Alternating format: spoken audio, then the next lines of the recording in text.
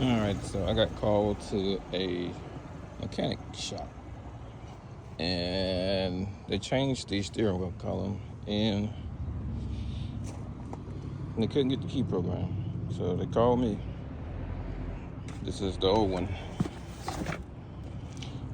So where they messed up at was they got one from the junkyard, and they just kept everything from the junkyard, and so they called me out, and I had to program the key. And it's now running. I don't know if you can hear it, but it's running. All right, my job is done.